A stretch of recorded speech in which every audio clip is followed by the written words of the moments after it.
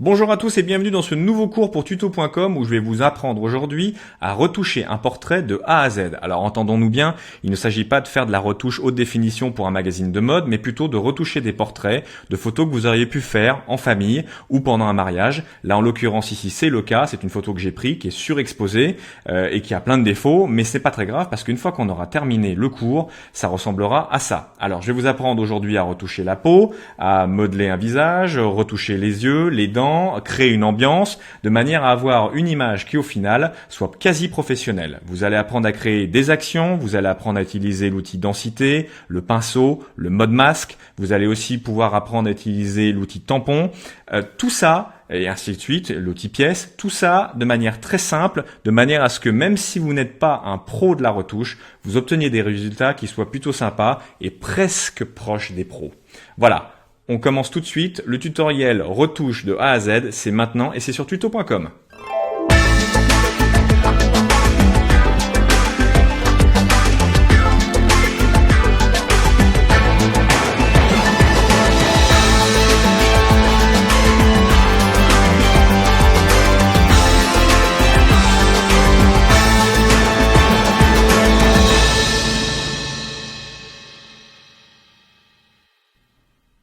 J'ai ici un portrait que j'ai photographié moi-même et comme vous pouvez le voir, la photo est surexposée. D'ailleurs, je remercie mon ami qui a permis d'utiliser cette photo pour ce tutoriel. Vous allez pouvoir ainsi, grâce à elle, en partie, apprendre à faire de la retouche de A à Z. Donc, comme je vous le disais, photo surexposée que j'ai ouverte dans Lightroom 4. Vous la voyez ici dans la bibliothèque. Je vais vous montrer dans quelques minutes comment vous pourrez faire toutes les modifications que je vais apporter ici, également en utilisant le module Camera Raw de Photoshop CS6. On est dans la bibliothèque, je passe directement au mode développement. Je pars du principe que vous savez comment importer des photos dans Lightroom. Si vous ne savez pas le faire, il y a plein de tutoriels sur tuto.com qui vous permettront de comprendre et de savoir comment est-ce que ça fonctionne.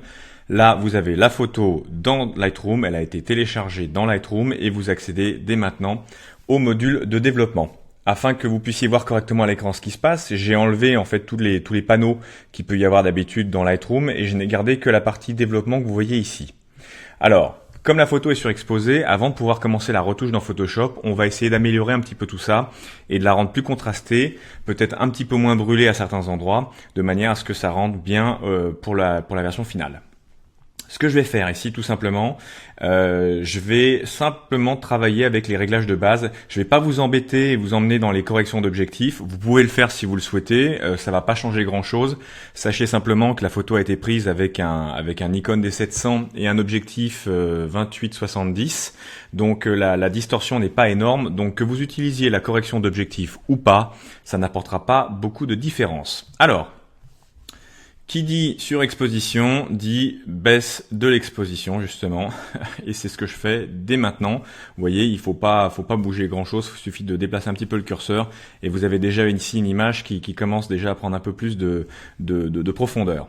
Je rajoute un léger poil de contraste ici, je m'occupe des tons clairs que je rebaisse encore d'un cran, pas beaucoup, mais juste, voilà, je suis à moins 30, histoire vraiment de permettre à l'image de ressortir et au visage vraiment d'avoir ce contraste qu'on recherche à la base.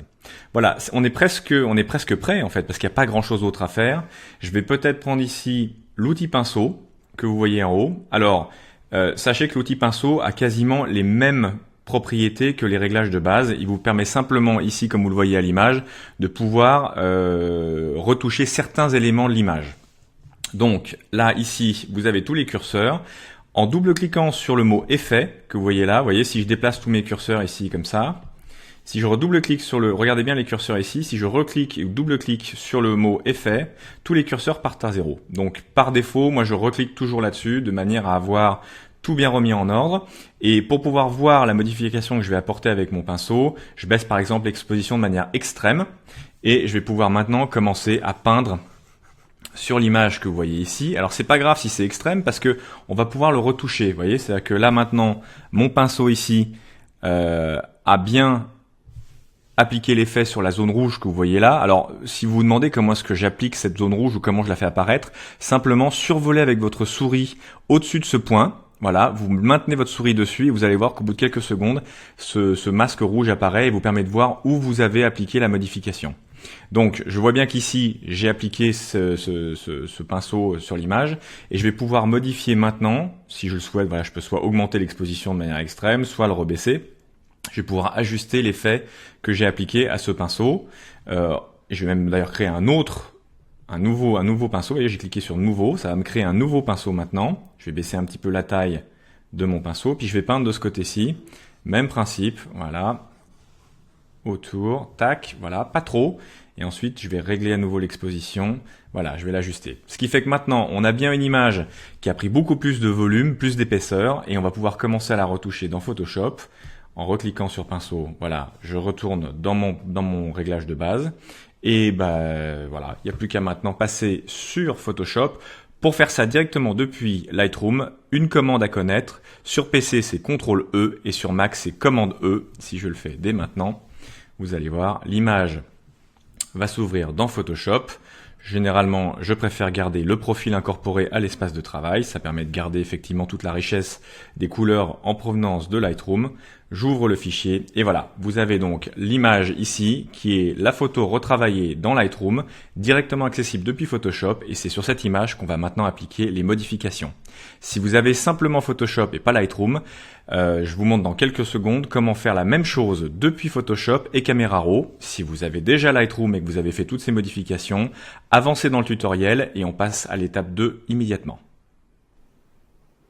Pour ceux qui n'ont pas Lightroom 4 mais qui ont simplement Photoshop CS6, vous pouvez faire exactement les mêmes modifications sur l'image à partir du module Camera Raw. Pour faire ça, vous allez dans Fichier, Ouvrir, on va sélectionner l'image qui nous intéresse, voilà, et elle apparaît bien dans Camera Raw. Alors, première étape, comme vous pouvez le voir ici, on a bien les réglages de base, et c'est là que vous vous rendez compte que Camera Raw, en fait, est une version simplifiée de Lightroom, ou parfois l'inverse, c'est-à-dire que Lightroom est une version améliorée de Camera Raw. Alors, là, même principe, je vais baisser mon exposition comme je l'ai fait dans Lightroom tout à l'heure. Je vais augmenter un petit peu le contraste. Voilà, vous allez rebaisser à nouveau les tons clairs si vous le souhaitez, de manière à pouvoir justement donner un petit peu plus d'harmonie à toute l'image. Et vous avez ici, en haut, à gauche, le pinceau, même principe qui va vous permettre effectivement, ici en modifiant la taille du pinceau, de commencer à faire des retouches. Alors, ici vous voyez, tous les modules sont à 0. Ah non, les tons foncés ne le sont pas. Alors là, même principe, si vous voulez récupérer, repasser à 0, vous pouvez par exemple sélectionner le curseur ici, double-cliquer dessus et il repasse bien entendu à 0. Alors, on a joué sur l'exposition, nous tout à l'heure. Même principe, je joue sur l'exposition et je commence à peindre autour du modèle, voilà, de manière à assombrir un petit peu tout ça. Voilà, donc là j'ai fait le premier. Je vais en rajouter un nouveau. Voilà, donc il est ici, même principe, l'exposition est là. Et comme tout à l'heure, je peins tout doucement autour. Je peux éventuellement encore réduire l'exposition ou la modifier. Et donc on a en quelques clics ici réalisé les mêmes modifications dans Camera Raw que dans le module de Lightroom. Alors, juste une chose que je vais faire pendant que je suis là. Vous avez ici cette petite icône détail. En baissant le rayon à 0,6, 0,7 par exemple, et en appliquant un gain d'environ 60, vous améliorez déjà aussi la netteté de l'image. Donc ça, c'est une possibilité qui vous est offerte dans Camera Raw. On a le même principe, le même module dans Lightroom. Là, je vais le faire ici. Généralement, sachez que le rayon va jouer sur la finesse de la netteté, donc c'est avec plus le rayon sera faible et plus la netteté va être appliquée de manière fine à l'ensemble de l'image. Donc moi je le baisse généralement pour des portraits comme là ici à 0,7. Pour une femme, le gain est monté généralement entre 50 et 60. Là, je l'ai mis à 60. Pour un homme, on peut monter jusqu'à 70, 80, il n'y a pas de problème. Et à partir du moment où vous avez terminé, il vous suffit simplement d'ouvrir l'image et elle va apparaître dans Photoshop. Elle est maintenant prête à être touchée. On va passer maintenant à l'étape numéro 2. Donc que vous ayez Lightroom ou Camera Raw, comme vous pouvez le voir, on peut modifier et améliorer la qualité d'une image surexposée pour ensuite commencer la retouche. Parmi les petits trucs et astuces que je vais vous apprendre aujourd'hui, il y en a deux que vous pouvez retenir immédiatement. Le premier, d'abord ne jamais travailler sur l'arrière-plan que vous pouvez voir ici. Vous gardez bien votre arrière-plan, c'est l'image de base, vous pourrez toujours y revenir s'il y a le moindre problème.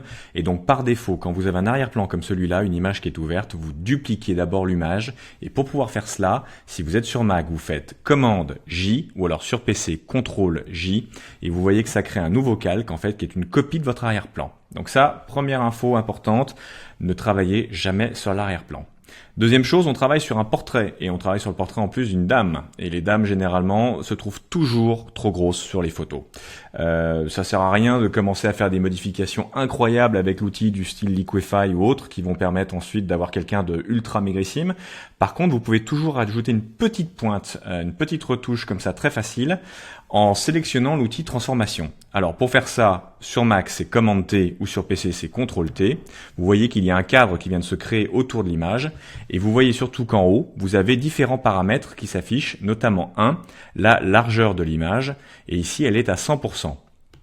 En la modifiant tout simplement à 98%, voilà. Vous allez réduire donc cette taille d'image de 2%. Ça va pas avoir d'impact gigantesque sur la forme générale du portrait. Les gens ne s'en rendent pas compte, mais vous avez déjà affiné en quelques secondes ici. Donc si je ressors par exemple et que je vais appliquer ma transformation et que je fais un avant-après, voilà, comme vous pouvez le voir à l'écran, le visage est légèrement affiné, pas beaucoup, mais ça donne quelque chose d'un peu plus plaisant et généralement ces dames sont ravies. Donc voilà, 2 petits tuyaux, on ne travaille pas sur l'arrière-plan et si vous voulez faire une retouche et amincir quelqu'un en quelques secondes, l'outil transformation, vous changez la largeur de l'image, vous la passez de 100% à 98% et vous avez déjà une première étape dans la retouche de votre portrait. La première étape de la retouche consiste d'abord à retirer un petit peu tous les artefacts, tous les points en fait qui pourraient poser problème sur la peau d'une personne. Alors bien entendu, on va pas ici faire de la retouche haute définition avec des heures et des heures de post-processing. Non, on va essayer ici d'améliorer, vous voyez, ces petites taches ici à droite et à gauche. Tout le monde les a, personne n'a une peau parfaite. Et donc pour faire cela, il y a plusieurs possibilités en fait. Moi je vais vous en montrer une ici qui est relativement simple et qui fonctionne à tous les coups. Alors il y a plein de méthodes qui existent sur internet, vous allez en trouver plein si vous cherchez bien. Ici, celle-là, elle consiste vraiment à aller très rapidement, sans se prendre la tête, à partir d'un nouveau calque. Alors, pourquoi est-ce que je crée un nouveau calque? Alors, pour créer un nouveau calque, vous voyez la petite icône ici en bas, je clique, voilà, j'ai ce fameux calque que je vais appeler retouche peau, voilà.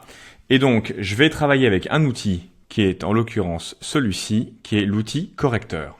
Alors, l'outil correcteur, pour pouvoir faire en sorte que ça fonctionne correctement, vous avez ici toutes les propriétés de cet outil. Quand vous cliquez ici sur cette petite flèche, vous avez la possibilité de choisir l'épaisseur, donc effectivement la taille de votre pinceau.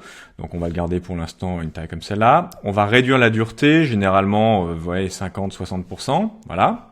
Et vous allez surtout faire très attention à ce qu'ici le calque, enfin la ligne, enfin les options qui sont proposées soient sur tous les calques. Voilà, donc avec ça, on va pouvoir, en zoomant sur la peau, commencer à enlever toutes ces petites taches. Alors pour pouvoir faire ça, je me place généralement à côté de l'endroit où il y a la fameuse tache ou le point à enlever. J'appuie sur la touche sur Mac Option ou alors sur PC Alt. Vous voyez ici que le symbole change. Ça va vous permettre de faire un prélèvement ici directement sur la peau et en cliquant dessus, tac, de pouvoir commencer à nettoyer l'ensemble de la peau qui éventuellement poserait problème. Et donc on commence effectivement à enlever toutes les taches très rapidement. Voilà, comme ça, on peint par-dessus et on commence à enlever. Alors, je vais passer ici à travers pour vous montrer comment ça fonctionne. Vous pouvez bien entendu à tout moment réduire la taille de votre pinceau pour changer certains éléments. Voilà. Alors, par exemple, ça ici, même principe. Alors à chaque fois, j'appuie bien sur la touche Alt, vous voyez, pour pouvoir repeindre et effacer ce qui m'intéresse. Alors, je bouge à travers tout le portrait. J'ai zoomé bien évidemment sur l'image. Ici, je suis quasiment à 200%. Voilà. Et vraiment, c'est la même méthode à chaque fois, de partout. Alors là, vous voyez par exemple ici, toute cette partie-là, je vais voir si en prenant... Voilà. On peut l'enlever, vous voyez. Alors je vais pas trop en faire parce que, encore une fois, comme je vous le disais, il ne s'agit pas d'une retouche super haute def avec des heures et des heures de retouches nécessaires pour un magazine ou autre. C'est vraiment pour votre portfolio à vous. Donc il n'y a pas besoin de passer non plus des heures. Il s'agit vraiment juste simplement de nettoyer la peau là où c'est nécessaire. Voilà. Donc à chaque fois, bien entendu, alors vous voyez, je vais pas enlever les grains de beauté ici parce que c'est pas nécessaire. Par contre, je vais peut-être retoucher là ici. Voilà. Puis on va retoucher là. Et ainsi de suite. Et vraiment, je passe à travers comme ça tout le portrait pour voir s'il y a des choses à modifier. Alors, quand c'est nécessaire, je réduis la taille de mon pinceau. Voilà. Donc par exemple ici, hop, on va enlever ça. Voilà, ça par exemple, on nettoie.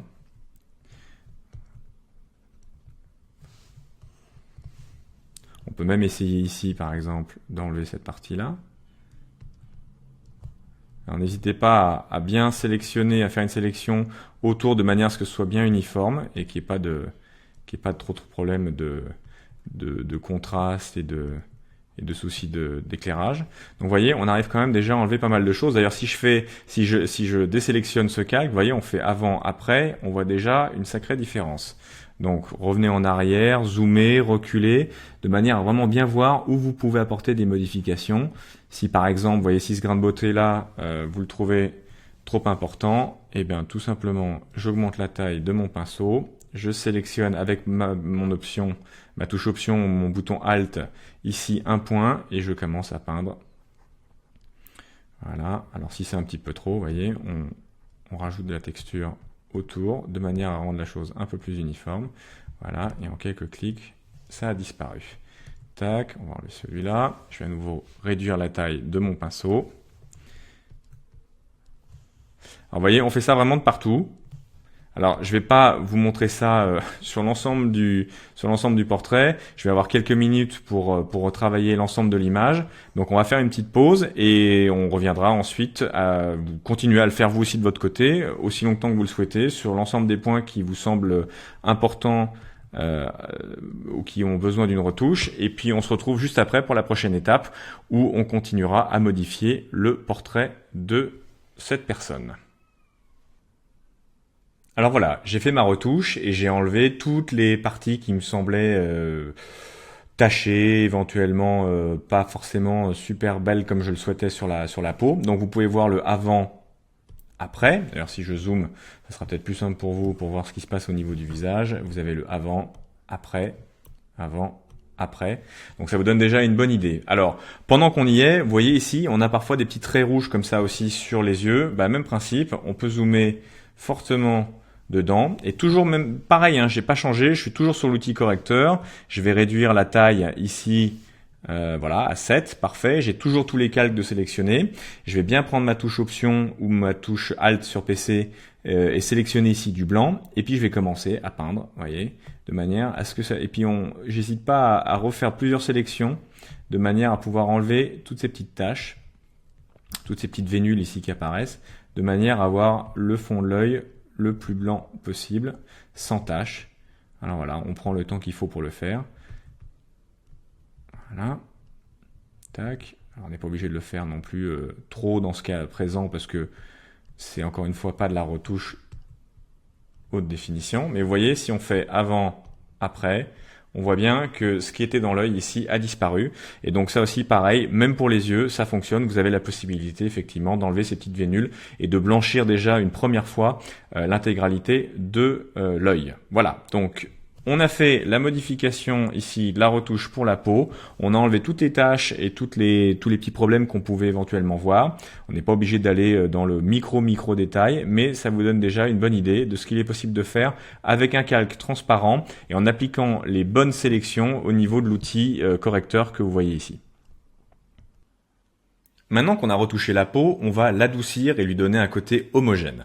Alors pour pouvoir faire ça, je vais vous montrer étape par étape comment y arriver, mais vous allez aussi avoir la possibilité d'enregistrer une action qui vous évitera de refaire toutes ces étapes à chaque fois que vous faites de la retouche, et ça facilite grandement la vie parce qu'en cliquant simplement sur une touche, on lance l'action et tout est prêt et on n'a plus qu'à paramétrer ensuite très légèrement ce dont on a besoin pour adoucir la peau. Alors, pour pouvoir faire ça, première étape, assurez-vous d'abord que vous avez bien l'onglet Action ici de disponible et d'ouvert. Si ce n'est pas le cas, allez dans Fenêtres. Vous avez ici la liste de toutes les fenêtres disponibles et vous avez bien l'option Action ici. Sélectionnez-la et vous aurez cette petite fenêtre ici qui va s'ouvrir.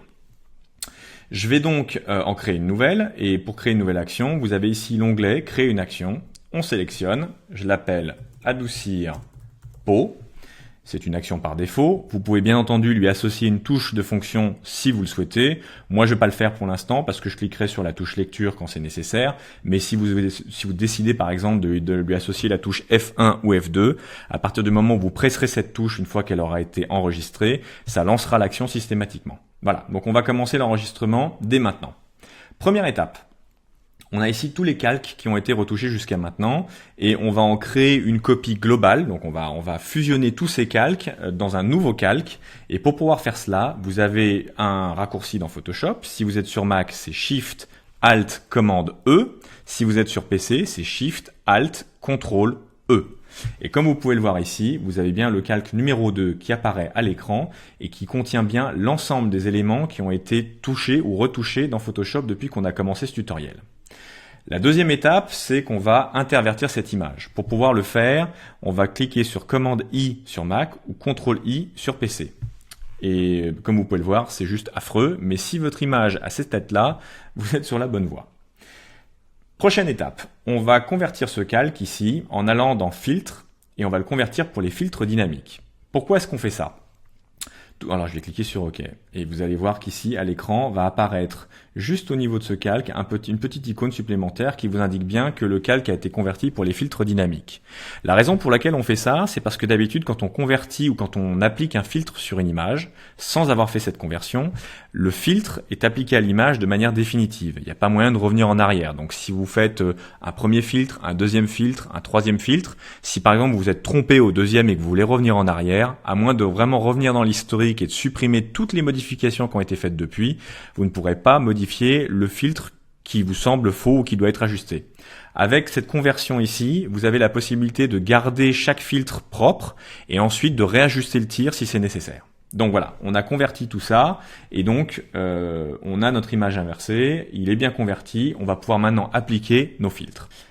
La première chose qu'on va faire maintenant, c'est d'abord changer le mode ici de fusion de notre calque et on va le mettre ici en lumière vive. Voilà. Alors c'est encore plus moche, mais c'est la bonne étape.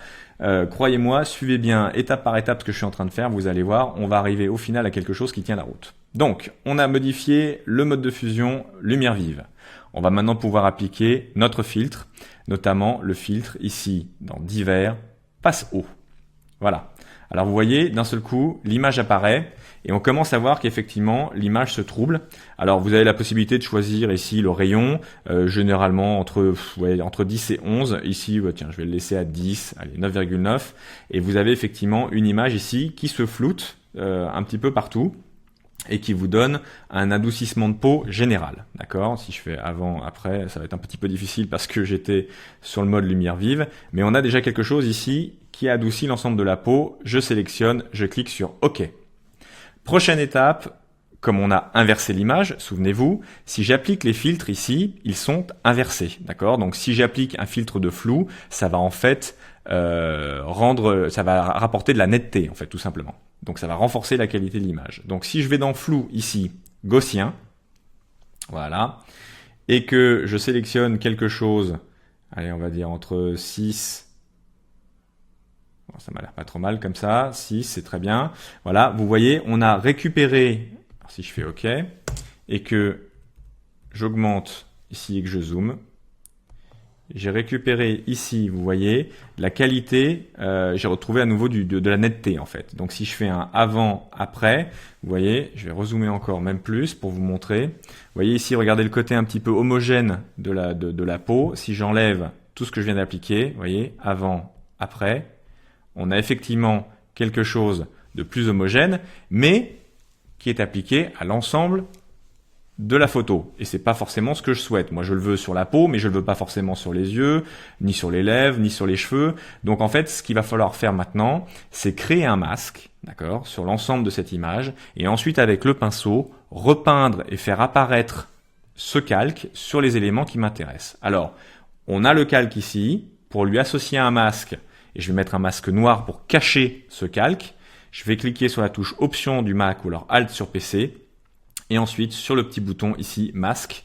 Et donc vous voyez que d'un seul coup l'image est à nouveau la même qu'avant, c'est-à-dire que toute cette partie, tout ce calque ici que j'ai créé avec les filtres dynamiques a disparu et je vais pouvoir avec mon pinceau commencer à peindre avec du blanc pour laisser à nouveau apparaître tout ce qui m'intéresse, c'est-à-dire adoucir la peau. Alors bien entendu, on a créé le calque, on a créé le masque, on a les filtres, on a donc notre action de créer. Je peux maintenant stopper l'enregistrement et donc cette action, à partir du moment où je déciderai de la relancer sur l'ensemble de l'image, permettra d'arriver exactement à cette étape. Donc si par exemple je supprime tout ici, voilà, je mets tout à la poubelle, voilà, je suis à nouveau exactement au même endroit que tout à l'heure quand on a commencé, c'est-à-dire que j'ai juste fait la retouche de ma peau. Si je vais sur l'action ici et que je fais lecture, Photoshop se met à travailler et quelques secondes plus tard, il passe à travers l'intégralité des étapes. Vous voyez, le calque a été créé, le flou gaussien passe haut, les filtres dynamiques, tout est prêt et je n'ai plus qu'à commencer à peindre pour ensuite adoucir l'intégralité de la peau. Chose que l'on va faire tout de suite. Voilà, donc je vais zoomer pour ça. Et donc je vais prendre un pinceau. Donc vous pouvez le faire avec la touche B de votre clavier, pour brush en anglais. On va prendre quelque chose ici de relativement doux, vous voyez. L'opacité, je vais pas forcément la mettre trop fort, je préfère travailler en plusieurs fois. Le flux, je vais le remonter éventuellement, voilà, on va le repasser à 100, ça c'est pas très grave. Assurez-vous que votre pinceau possède bien une dureté ici à 100%, vous voyez. Donc là ici, pour faire cela, j'ai simplement sélectionné la touche CTRL et ALT de mon clavier et ensuite je clique avec ma souris sur l'image et ça me permet de voir quelle est la dureté de mon pinceau. Et si par exemple je vais de gauche à droite tout en maintenant ces deux touches CTRL et ALT, je peux réduire ou augmenter la taille de mon pinceau. Et si je vais de haut en bas, je peux changer la dureté du pinceau et la passer de 0 à 100%. Donc voilà, donc ça aussi c'est un petit truc et astuce. CTRL et ALT maintenu, cliquez sur l'image et vous avez la possibilité de réduire soit de gauche à droite la taille de votre pinceau ou alors de haut en bas la dureté de votre pinceau. Donc là je le mets vraiment à 0 et je vais commencer à peindre avec du blanc directement sur la peau, quitte à le faire en plusieurs étapes. Alors ça, c'est vraiment si vous n'avez pas quelqu'un qui a fait un maquillage parfait, vous avez la possibilité effectivement de commencer à adoucir la peau un peu partout. Alors on va éviter de le faire sur les endroits comme les yeux par exemple, parce que c'est pas ça qu'on veut. Les yeux, on veut qu'ils restent toujours parfaitement précis. D'ailleurs, on retravaillera tout à l'heure encore les yeux pour les rendre même encore un petit peu plus perçants. Alors là, vous voyez, l'opacité est un peu faible. Je vais l'augmenter un peu. Ne surutilisez pas trop cette technique parce que ça peut faire parfois des dégâts. Surtout, ce qu'on veut éviter nous de faire ici, c'est d'avoir une peau, vous voyez, qui ressemble à celle d'un abricot, comme on peut l'avoir dans certaines photos sur Internet où vous avez l'impression que la personne n'est plus un être humain, mais une espèce de robot. Donc, on veut quand même garder la texture de la peau et cette technique permet de le faire. D'ailleurs, vous voyez ici, je vois bien que mon masque est en train d'être peint. D'ailleurs, si je clique sur Alt, voilà, en cliquant sur le calque, vous voyez, on voit la tête du masque et on voit où j'ai commencé effectivement à réappliquer mon pinceau. Donc, voilà, je continue, je peins tout doucement, un peu partout, de manière à adoucir encore un peu plus la peau. Vous voyez, alors ça va se voir sur les grains de beauté par exemple, on va voir vous voyez, ça rend un petit peu tout ça uniforme. Alors je vais assez vite ici, vous pouvez prendre le temps de le faire, de faire plusieurs passes si vous le souhaitez. Voilà. Alors pour ceux qui se demanderaient ce que c'est que le petit bruit de fond, c'est tout simplement mon stylet sur la tablette graphique qui fait ce bruit-là. Voilà. Alors je reviens un peu en arrière. Voilà, et donc là, si je fais avant, après, vous voyez, si on regarde bien ici au niveau des yeux, regardez bien, avant, après, même au niveau des rides ici, ça s'est estompé légèrement. Si toutefois vous pensez que c'est encore trop parce qu'on a été un petit peu trop vite, vous avez la possibilité bien entendu de modifier l'opacité de votre calque ici et de réduire légèrement de manière à ce que ce soit encore plus réaliste. Donc voilà, là je suis passé à 69% et donc j'ai une peau maintenant qui est plus homogène, plus agréable. On a gardé bien entendu toutes les textures ici qui nous intéressaient. On a avant, après, avant, après. Donc regardez bien au niveau des yeux, au niveau des rides ici, vous voyez, ça s'estompe, mais ça se fait de manière délicate, sans excès, et vous avez ici quelque chose de très homogène. Donc voilà, on va passer maintenant à la prochaine étape, qui va consister ici, comme vous pouvez le voir, à s'occuper encore un cran de plus de toutes ces petites rides. Et donc ça, c'est la prochaine étape du tutoriel. Prochaine étape, on va s'occuper des rides qui se trouvent sous les yeux. Tout le monde a ça et généralement personne n'aime. Donc on va les éliminer ici très rapidement. Il y a une petite technique pour ça qui est très simple. Première étape, on va d'abord reprendre l'ensemble des modifications ici pour les appliquer sur un seul et même calque. Et alors ce que je vous expliquais tout à l'heure est encore valable. On fait Shift, Option, Commande E sur Mac ou alors Shift, Alt, Ctrl E sur PC. Ça crée un nouveau calque, ici le calque numéro 3. J'en profite d'ailleurs pour sélectionner les calques qui sont en dessous ici et les regrouper dans un seul et même dossier. Donc vous les sélectionnez tous les trois. Vous faites Commande G sur Mac ou alors Ctrl G sur PC. Ça vous crée un nouveau groupe. Et donc ce groupe, je vais l'appeler retouche peau. Voilà. Et là ici, on va l'appeler, on va le laisser comme ça pour l'instant, je vais le nommer calque 3, je le laisse comme ça. Alors pour pouvoir enlever toute cette partie ici qui est un petit peu encore trop prononcée, vous avez dans Photoshop l'outil pièce, donc vous sélectionnez cet outil pièce ici, et vous allez commencer à dessiner ou à faire une sélection, vous voyez ici, tout autour des rides qui vous gênent, et ensuite vous déplacez sur un élément de peau qui est plus propre, la partie que vous venez de modifier. On va faire exactement la même chose de ce côté-là.